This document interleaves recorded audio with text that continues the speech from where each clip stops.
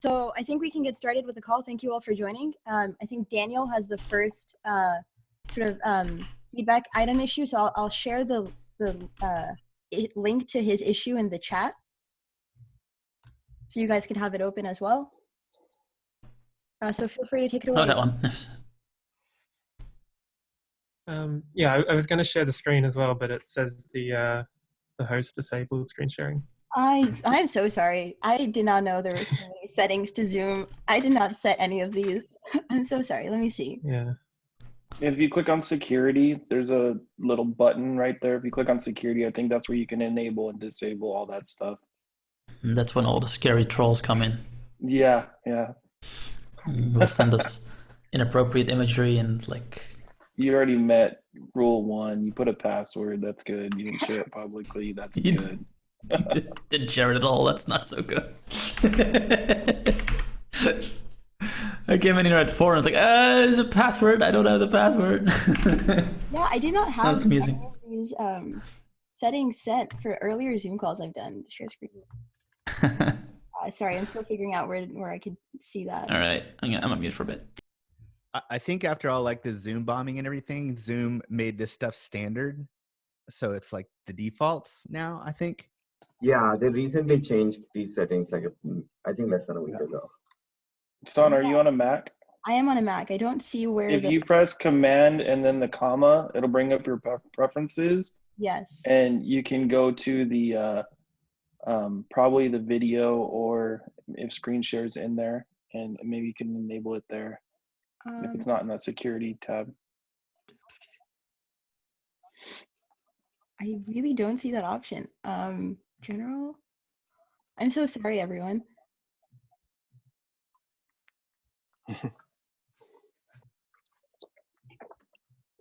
Okay, advanced. Well, I guess while Sana's looking, I can start. So, yeah, the terminal.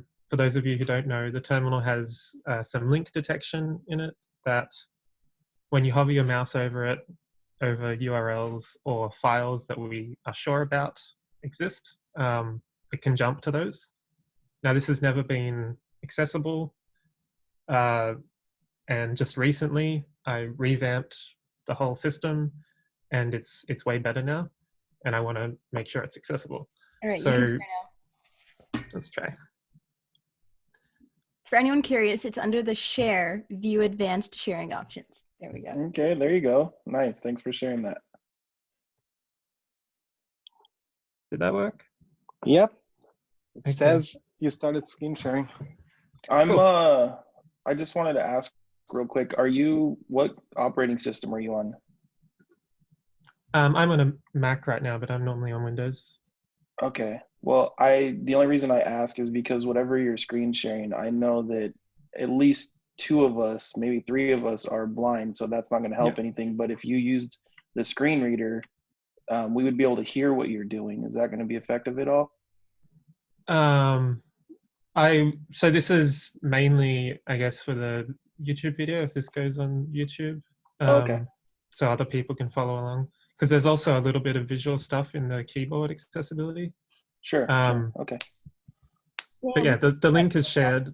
I was only going to look at that one link. You're fine. I'm looking at it. You're good. Yep. Cool. So yeah, the links are way better.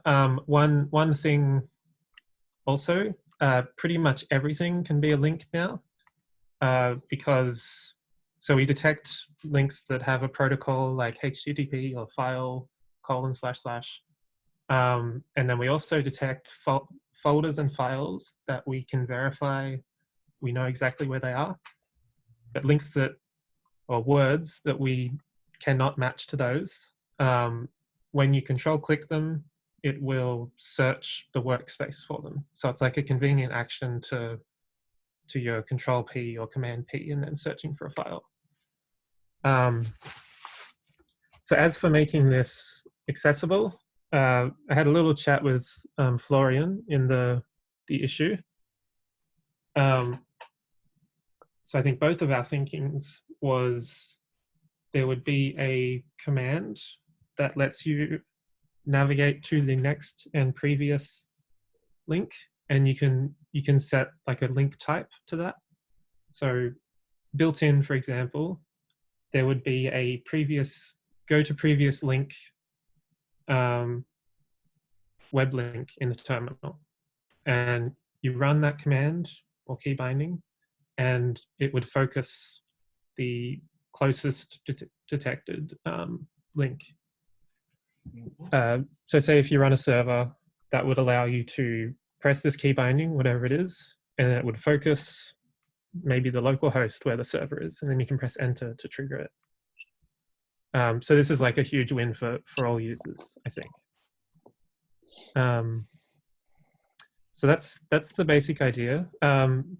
There's some more discussion in the issue about how this interacts with the existing navigation mode. I'll assume there's people in here that are not familiar with it, but the terminal has a navigation mode. I'm not actually sure what the key binding is to get into it. I think it's Control up and control down is this one.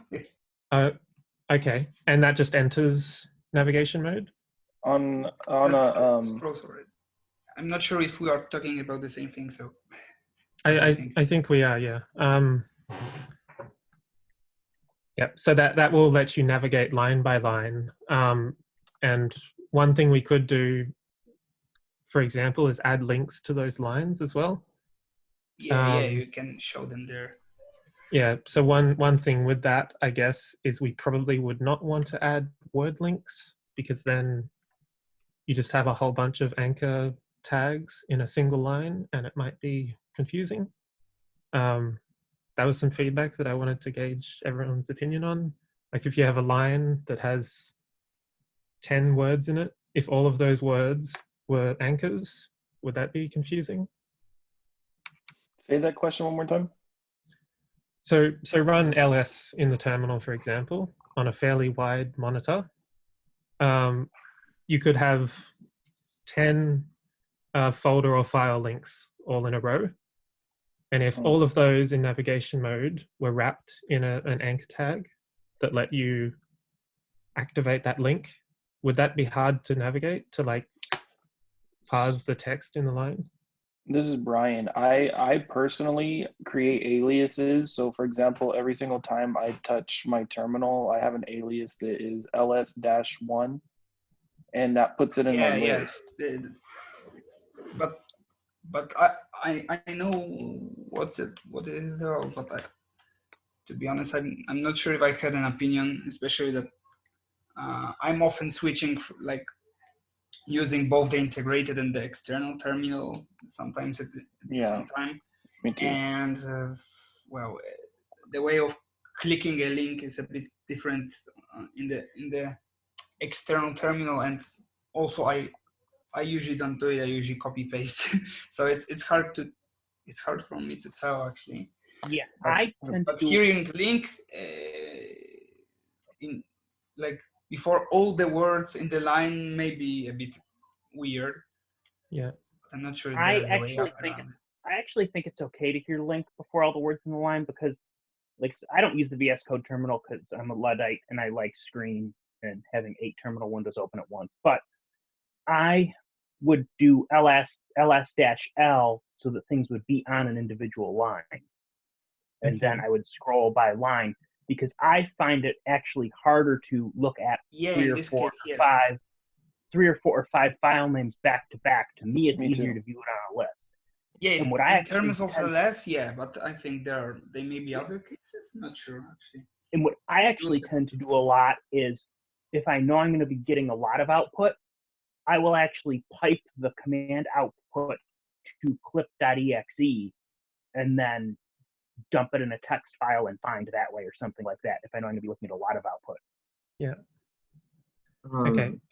So one other thing, like an idea that I had in mind here, is not to show the quote word links in here. Those are the ones that search for the file. One problem with that is that these links are required to work on ls, because it's just some text without path separators. So we don't want to go to the disk to verify that exists, because it would just be too many things to pound the disk with. Yeah, that's an idea. So we could show only links in navigation mode that we're very certain about. That was one idea. Yeah, Okay. and then if you're doing LS, you should be able to figure out, oh, if I hit enter on random text in the terminal, it will link to wherever it can if it's available. Yeah, it's fair if it's actually fair if I can like read the file path or a part of the file path and somehow navigate to it, but it's not a it's not a real link, and you usually know where that this is a path. But if it's HTTP, then it's another thing. Sorry. Yeah, and I think, and I've had discussions with people about this, I think that given the fact that this is skewed toward a technical audience, that you don't necessarily have to speak as much and you don't have to be as detailed as if you were creating a consumer-facing banking website. Yeah, in a sense, it's a text. So if VS Code can say that this is a link, we also can. Yeah. I was thinking of two potential ways of solving it. I mean, I don't know what this means in terms of implementation, but one of the ideas that I had was, yes, not announce link for every word, but be able to see if there is a link that you could go to using the control dot keyboard shortcut when the cursor is on that particular word. And the other idea that I had was if we could, I mean, I don't know what folks think about this, but if you're using a screen reader and if you use LS, maybe display output one line, like similar to ls-l, right, by default. Because I think VS Code knows if you're using a screen reader and does some optimizations anyways. Yeah, so to put in.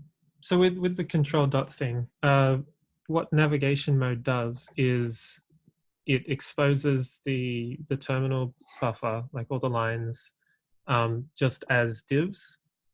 Like the actual navigating of the words is left up to the screen reader. So when you press control dot, all we know is that a line is focused. So I just ran LS in the terminal. I'm using the brand new Insiders build, at least. Yep. It just updated, and it put everything in a list anyways. And I didn't, like, I'm looking at the files, for example. I mean, these aren't links. Maybe it performs differently when there's links there, but like I just LS'd out a directory I have, and it's just showing me everything on.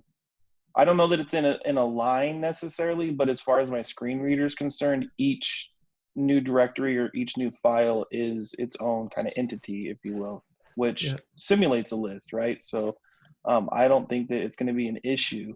Visually, it may not be in a list. Does that make sense? Yeah. I mean, we are used to having slightly different formats for web output-ish things anyway. So screen reader users usually get a slightly different picture than sighted people to get from many things because of the reformatting the virtual cursors on Windows do, virtual cursor implementations. Okay, can I put my 2 cents into this discussion?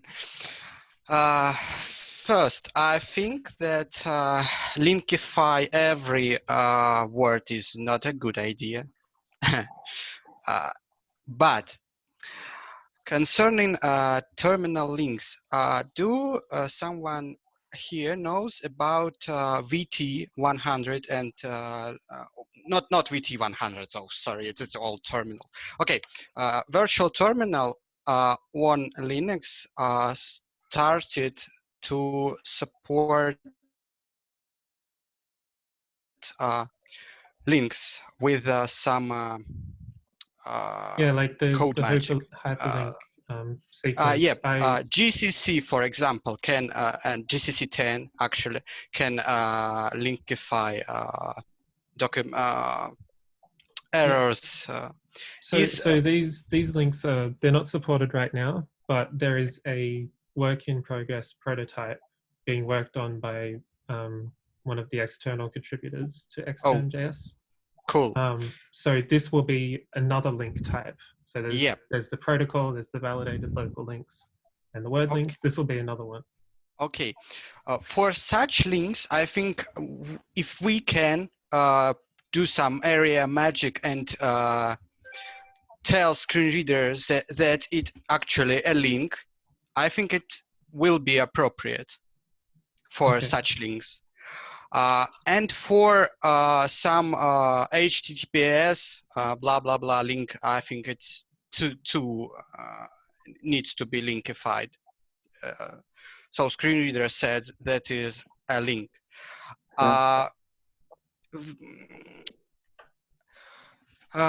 Because Visual Studio Code integrated terminal implementation is some area list, as you already said.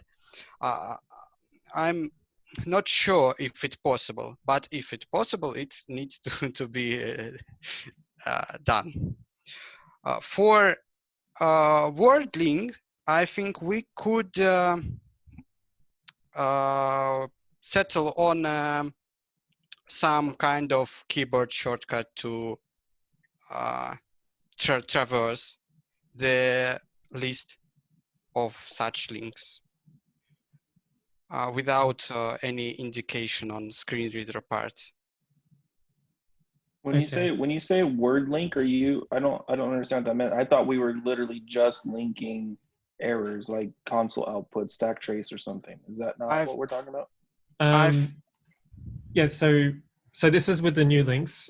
You can turn it on with, it's like terminal.integrated.experimental link provider. You can turn on the new links with that. Oh, we've been upgraded. You're upgraded, Sana. Oh, upgraded conference.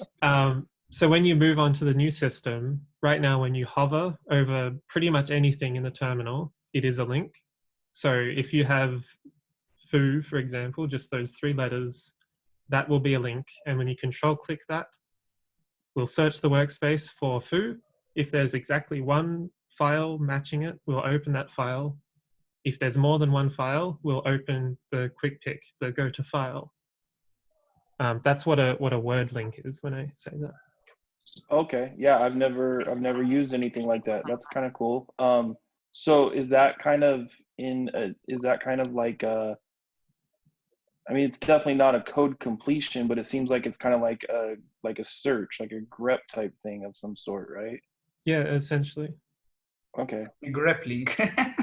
Yeah, so it's kind of what it sounds like. Is there any chance for something like code, or not code, for like completion, like autocomplete, like in a directory, for example? Like if I type in, BRY and I hit tab, is there going to be some autocomplete ever support in the terminal?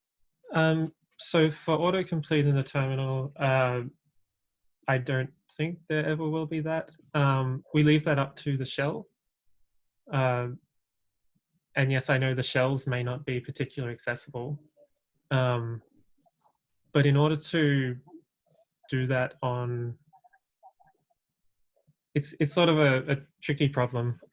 Like we don't know when or what commands you run, only the shell knows that reliably. So in order to provide a list of good suggestions, we could do it, but we'd need to like hard code it somewhere or have a setting that defines that list.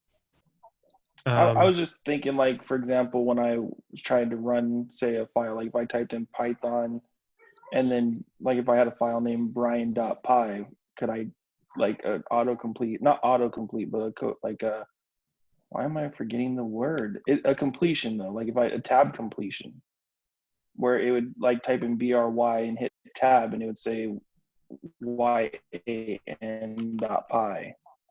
Is that's something that you guys are kind of really defaulting to the shell? Yeah, we're defaulting to the shell. It's working. I think I've tried this. Mine's not working. I'm trying it right now. Like I typed in pi, literally pi, on any directory in.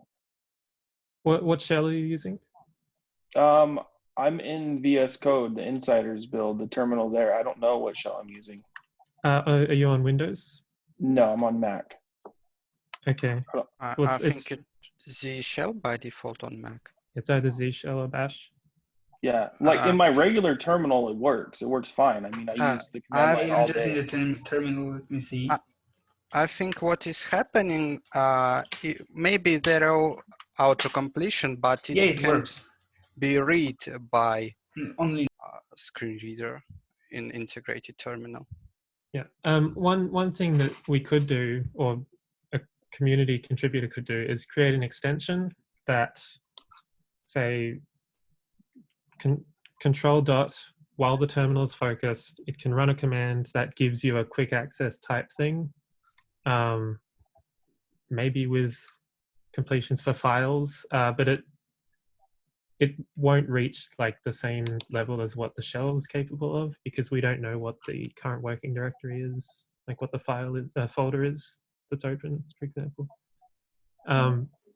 But yeah, So back to the you're acting as more of like a display, not necessarily like an interactive shell, right?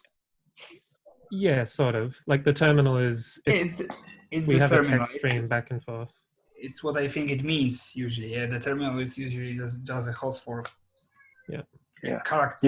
You can even set in the settings which kind of terminal VS Code should start. Like on Windows, you can set it to be either PowerShell or command, or even the new Windows terminal if you've got it installed. So on Windows, you can actually configure that. I don't know how it's on Mac. I only use one terminal there, so I don't know. So yeah. So back onto the entry. Yeah, the entry actually has all the features I'd say that the normal terminal has, and the output is what we are talking about here right now. Yeah, it says it's running ZSH in VS Code. Yeah. So you can search Python autocomplete CSH, and you might find. I'm on Linux and Bash, and like completion works well. I just tested. When you hit tab, it automatically filled in. Sorry. When you hit tab, it auto completed. It displays a list because I did it after going like ls /tab. So, but yes, it worked. Huh. It's not working on a Mac. So if I type in like CD, and then I have a folder, another directory called CV_sign, and if I hit CV_ and hit tab, nothing happens. And if you do something similar to me, like ls /tab, it still doesn't work. Like ls /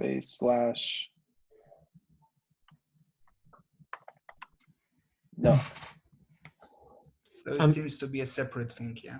Actually, can you try it in a Mac native terminal? Yeah. I mean, it works every day. It works there, but it doesn't work in VS Code. Right. Oh, it's so strange. I typed in. I think Mac has a bash, so. No, so we're getting a little off topic. We're getting a little off topic. Yeah, let's get back a little bit on track to what Daniel. So the tab thing, that's just a pure environment problem outside of VS Code. With the links, I think I've got enough information. So we'll do that command with the arguments that lets you navigate by link type, the closest one. And then I guess use all links except for word links in navigation mode. So there will be anchors, but not every link, like Alexander was suggesting. Yeah, I think it's good. Right. So I had a question. Will these word links still be activatable, or they're not going to be exposed to a screen reader at all? They will be exposed if you use the command to navigate previous and next link. They will not be exposed to navigation mode because that'll be too spammy. Perfect. Thank you. Why would it be too spammy? Are you talking about if you do a big ls? Well, with pretty much every word, every like letter word is going to be a link. So, okay. But if I know it's going to be a link and I know it's going to get me somewhere from context, will hitting enter on it still activate it, even if it doesn't? I think the thing is that I think the thing is that navigating inside of a line is in hands of a screen reader, and I'm not sure if they can detect where you are on the line to like react. Yeah, that's exactly right. So there's just a we focus. I think we focus a div, which is a list item, and that's all we know. The screen reader is up to reading the actual words inside. Unless there is some trick to make all the words as separate entities, even not marked, like not links. I'm not sure. But if not, then I'm not sure how it would work. The screen reader should be able to simulate a mouse click. Yep. But maybe we can talk about it more when we look at it at an implementation. Yeah. I think I've gone a bit over. So Rob, do you want to take over? Yeah, sure. I'm going to post a link in the chat, which is just the link to the GitHub issue. Where's the chat? Oh, here it is. If you want to follow along, I'm not going to share my screen. But basically, we've gotten some feedback in the past about people using the settings editor with screen readers and, just having trouble either navigating the page or understanding what's going on. I think some of the issues are just the layout of it and the fact that you have like an extremely long, flat, virtualized list, which I understand is sort of difficult to navigate with a screen reader. And I just wanted to ask like whether people are modifying settings with a screen reader, and if so, are you using the settings editor, sort of the GUI editor, which has input boxes and drop downs, or are you using the JSON editor, where you are just in a normal VS Code editor and you can use IntelliSense to see settings and their descriptions and things like that? So does anybody have any feedback about that? I'm just editing the JSON. Okay. Now I'm using JSON settings, but I have some wonderful times in quotes with VS Code GUI settings editor. Mm-hmm. And I have something to say about it. I'm actually read all the issues that Rob linked to on GitHub, and all which is linked to main issue. Okay, first problem I think it is that we can't actually navigate with arrows in settings list, in not a settings category tree, but in actually a list of lists mm-hmm. in settings, like I don't know, accessibility on off. It's a list. You mean this? No. Accessibility on off. It actually a setting. I'm talking about main list of settings. If you're focused, for example, editor, and we have a tabs setting or some. Yeah, I think we can't use browse mode. We can't use browse mode because I'm not sure about technical implementation of settings, but screen reader will announce that it. Okay, NVDA on Windows will announce that it is a list and use tab to navigate, and that's all. On Linux, I can navigate like inside of one setting, like, and I see the more actions, this thing with reset setting and whatever. Mm-hmm. And I think I don't see the rest, or at least I don't see the whole thing. I don't remember. I mean, how it should work is tabbing should be sort of the main way to navigate. Yeah, and that's from clear. To, that's clear, except that, for example, because I'm using the GUI too. I'm not using the JSON unless I have to, because something is not exposed in the GUI. And I have a problem, for example, that I can't return to the tree. Yeah, to the category you can't return to the category tree. I think if you do, if you do, you return to the common settings. Yeah. Yeah. Oh no. I've seen that. I've seen that one too. Like tab and shift tab don't always behave symmetrically. So sometimes tab will get you to more controls than shift tab does. And oh really? I didn't see that. I've seen that in a couple of places, and I've also seen it in settings. I couldn't actually really reproduce it, and this is one of the things that makes this so difficult to report, because I don't see at the same time what's going on, where the focus actually goes, and sometimes, or if I did something that exposed something new, and then suddenly I move out of that and it goes away or something. I don't know. It's really confusing. It's really confusing sometimes to actually. When I'm using the tab, then sometimes the tab like doesn't do, like from our perspective, at least from my perspective, doesn't do anything, and you have to press tab again. One more again. Yeah. Yeah. It's or something happened. twice. I think it's something like between the setting categories, between, I don't know, where they expand. I'm not sure. I'm just guessing. So for me, I had a hard time understanding how the whole thing was laid out. Initially, I was thinking it was like a preview, and I was like, okay, this is a setting, tab it, change it, get back. But the way in which the structure is conveyed is also probably not very intuitive to a screen reader user. I'm looking at it right now, and I like the fact that I can, see the tree view and arrow around and expand it. But then when I hit tab, it seems like I get all screwed up, and shift tab doesn't kick me back to the tree view.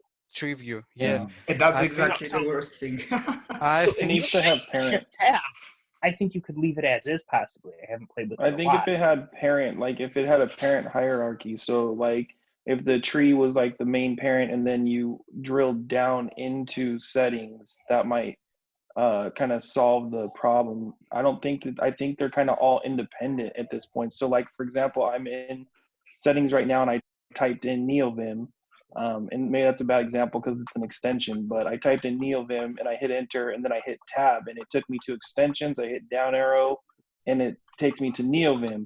If I hit tab again, the first thing it hits is open in JSON. Even though I know there's settings in there. I mean, I know there are because I edited them before. And if I hit shift tab, I'm stuck. The cursor does not move anywhere. Shift tab. Yes, so I had to like sometimes you're stuck. You're just stuck and can't move past some point.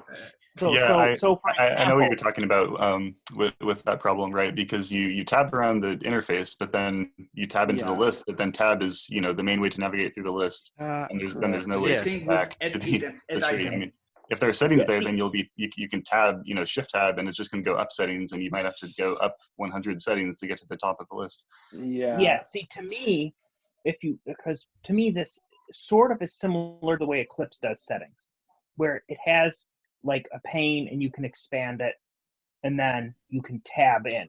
But Eclipse is smart enough so that if you tab twice and shift tab twice, it'll get you back into that tree view. That's what I would something I would usually expect. Yeah, I've used Eclipse. Yeah, that's true. It's just a normal tree view that changes the part of the probably part of the window with updates it with new preferences, and so you can just tab and shift tab freely. No magic there. Yeah, and like if you make tab and shift tab actually scroll to the next grouping or previous grouping and not return to the tree view, that is actually that is really confusing, because it would, if that's what happens, like when you hit tab or shift tab and you suddenly start arrowing to new groups of settings that you didn't select in the tree view, then that's really confusing. Yeah. Can we somehow conclude what we are saying now? If you what I'm saying, mind, I understand what each saying, but I think list, we need a short list. Okay, can I provide one? First, setting view does need to be navigation and setting does need to be revamped. I'm I want to use arrows, not Like in browse mode? You mean the browse mode still? no. So screen reader would be in focus mode, but main navigation or in settings would be an arrows. I Yeah, think but the it would tree be the nice. tree view does work with arrows. Yeah, but tree that's view, what- but not a settings view.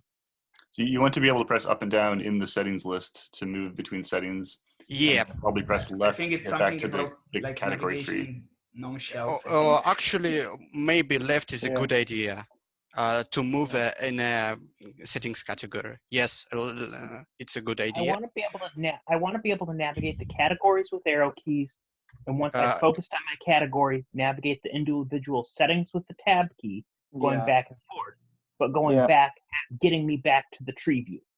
Yes. Yeah, Yeah. I second that.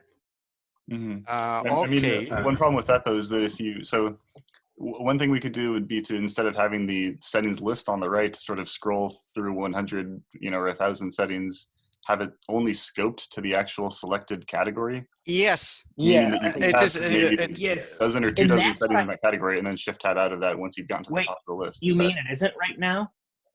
No, Well, it it isn't right it now. scrolls Oh, to that's the. not good UI. Yeah.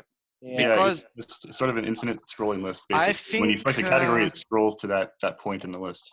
yeah, And to me, tab should never get me to the next category. I see what you're saying. Yes, Mhm. it's So an both actually sides, good yeah. idea. Yeah.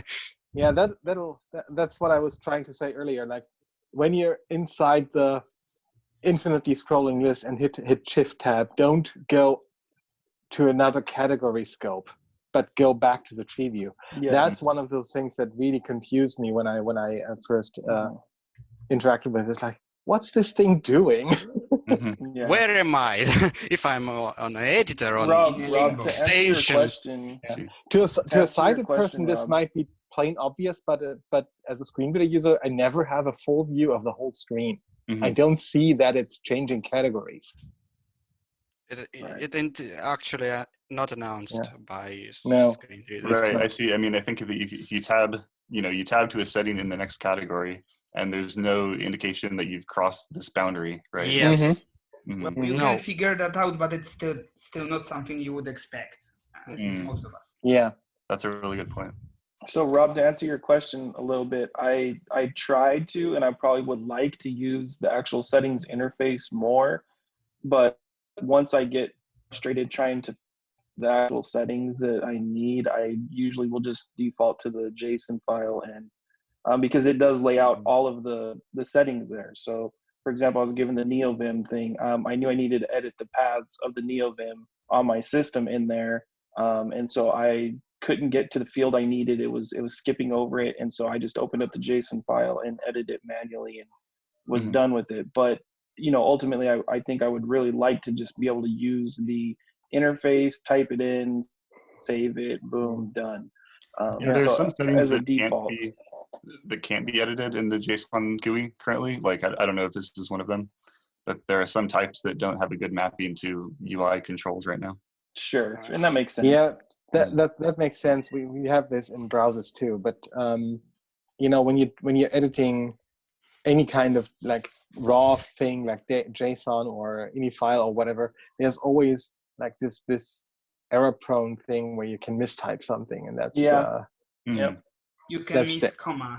That's always like a bit dangerous. So the better the actual settings we can work, and the more like error checking it does, because that's basically the safeguard, right? It does not only put the settings in, it also error checks. So so it would be very good to actually make it really accessible. Yeah. Yeah, so it sounds like we can't just rely on falling back on the JSON editor for screen. No, we need to no, actually focus on. no. the, It is a the good editor as option, well. though. I don't want to say to take it away. It is Oh, a yeah. good option. I mean, No, sometimes it's very useful, but it is, shouldn't yeah. be the only option. It Yeah, shouldn't be the exactly, only option. exactly. It Yeah, shouldn't be it the will only always be option. there. I think it'll always be Yeah. necessary, and there are some users who always prefer that, so we will never take that option away. Yeah. I'll have to drop out. Thanks, everybody. Yeah, thank you for the feedback. Thanks, bye-bye. Thank you, Marco. Bye. Yeah, so it sounds like one big improvement we could make would be, like we discussed, to sort of scope the settings list on the right side to the actual selected category. And another advantage if we did that would be that there'd be a limited number of settings in that list, and so it wouldn't necessarily need to be virtualized.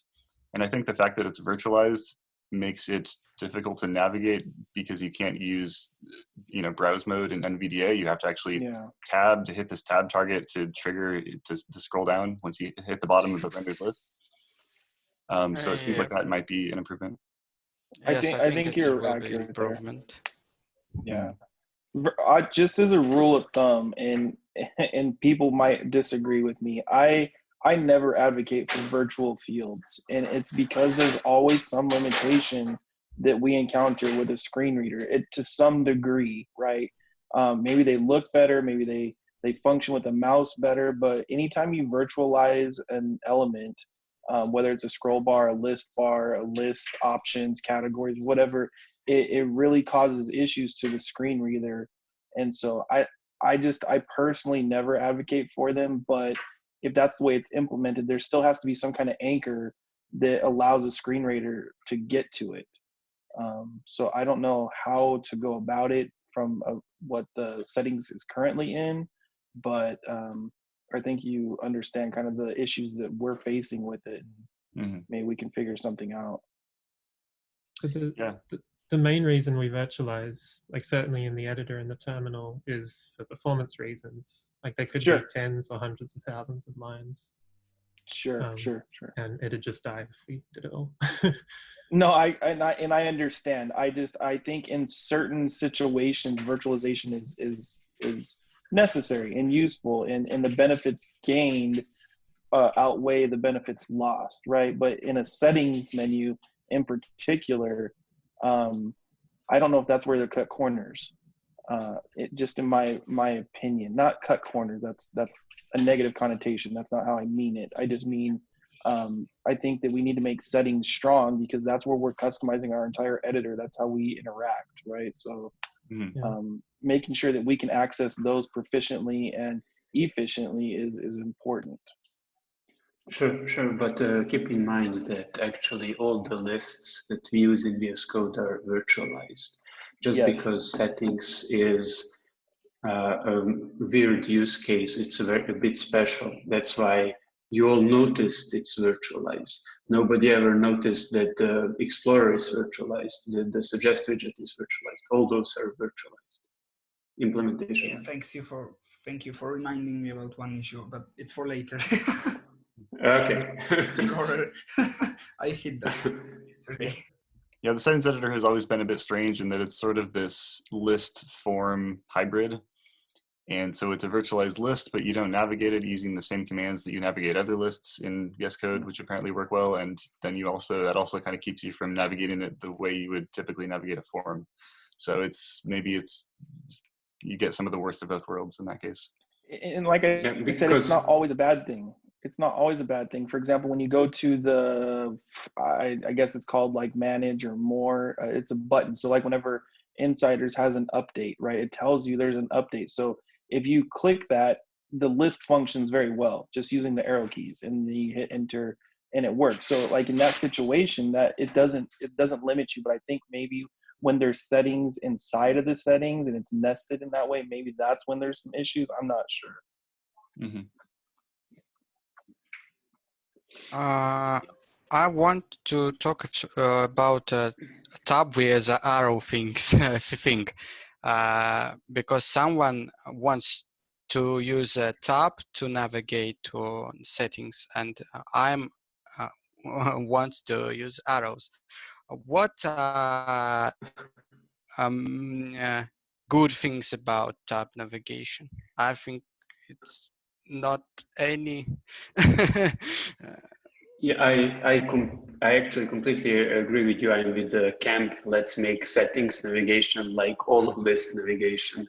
However, I see we're reaching the end of our meeting, 1 hour, and actually, like most of the discussions that we have about accessibility, 99% of it is on GitHub. So I urge you, just please jump on the issue. Alexander, just comment everything which we discussed during the meeting. Nothing is final, everything's in flux. So just for that issue, I would suggest we do that, or Sana, I'm not sure. Yeah, I'll add some notes to that issue, and we can definitely continue the discussion. Okay, I will comment. Yeah, that would be fantastic. Yeah, so thank you everyone for joining. This was helpful. It was a good chance to meet everyone and get your feedback. If this was productive and you think it was a good meeting, we'd like to maybe do this next month or the month after. Feel free to in the Gitter channel. If there's some longer, bigger topics like that you'd want to discuss in the next meeting, also let us know. Or as Izzy said, we're always talking on the GitHub issues, and that's probably the best way to get immediate response from us. Okay. Is there, before I go to the GitHub issues, is there any work being done in the announcing tab spaces, Izzy? I know that you